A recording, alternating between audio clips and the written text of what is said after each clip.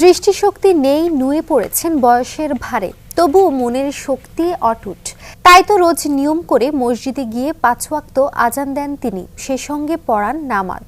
প্রতিবন্ধকতাকে জয় করে দড়ি আর বাঁশ অবলম্বন করে দীর্ঘ সময় ধরে পালন করছেন মুয়াজ্জিনের দায়িত্ব।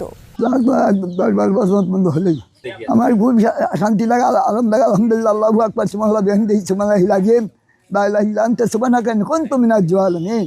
ওই গাড়ির সাউন্ড শুনে রশিদি খারাপ থাকি, বাঁশি খারাপ থাকি, গাড়ি যাওয়ার পর জিজ্ঞাসা করি গাড়ি আসে, তোদের কাছে লোক থাকে তো গাড়িটা নাই পার হন। প্রায় ২০ বছর আগে এক দুর্ঘটনায় দৃষ্টিশক্তি হারান আব্দুর রহমান মোল্লা।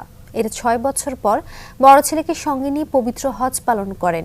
দেশে ফিরে নিজ গ্রামে ৫% জমির উপর তৈরি করেন একটি পাকা মসজিদ। মসজিদের নামেই তিনি জমিটি রেজিস্ট্রি করে দেন। এরপর নিজে এসে মসজিদের মুয়াজ্জিন হিসেবে দায়িত্ব পালন শুরু করেন। কিন্তু জটিলতা দেখা দেয় মসজিদে যাওয়া আসা নিয়ে। সেই প্রতিবন্ধকতাও জয় করে ফেলেছেন শতবর্ষী এই বৃদ্ধ।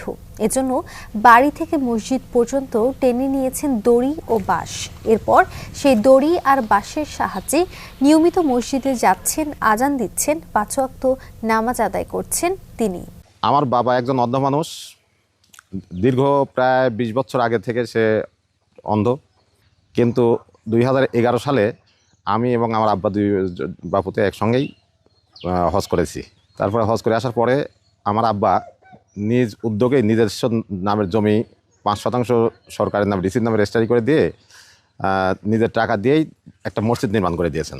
এবং সে অন্ধ হওয়াতে নিজ বাড়ি থেকে আমাদের রোড সংলগ্ন, পাকা রাস্তা সংলগ্ন মসজিদটাতে সে নিজেই রশি টানিয়ে দিয়েছে এবং বাঁশ বেয়ে বেয়ে সময় মতো যায়, নামাজ পড়ে এবং আজান দেয় এবং নামাজ পড়েন।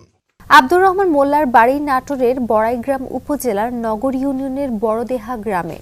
স্থানীয় ও পারিবারিক সূত্রে জানা যায়, আব্দুর রহমান মোল্লার ২ সংসারে রয়েছে ২৫ জন ছেলে মেয়ে। এর মধ্যে ৬ জন বিভিন্ন সময় মারা যান। বর্তমানে তার ১০ মেয়ে ও ৯ জন ছেলে আছেন। সকল ছেলে মেয়েকে প্রতিষ্ঠিত করেছেন তিনি, করেছেন উচ্চশিক্ষায় শিক্ষিত। এদের মধ্যে কেউ হয়েছেন শিক্ষক, কেউ কৃষি কর্মকর্তা, কেউ চিকিৎসক, কেউ আছেন বিজিবিতে, কেউ করছেন ব্যবসা, কেউ আবার নিজেদের জমি জমা দেখাশোনা করেন।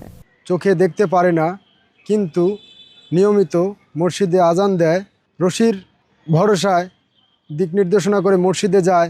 প্রথম দিকে কয়েকদিন তার ছেলে ও নাতিরা দড়ি ও বাঁশের সাহায্যে মসজিদ পর্যন্ত নিয়ে গিয়ে তাকে যাতায়াত ও রাস্তা পার হতে অভ্যস্ত করে তোলেন। এছাড়াও বাঁশ ও দড়ি খুঁজে পেতে তার হাতে তুলে দেওয়া হয় একটি লাঠিও। এভাবে কয়েকদিন দেখিয়ে দেওয়ার পর আর কারো সাহায্য নিতে হয়নি শতবর্ষী এই বৃদ্ধের।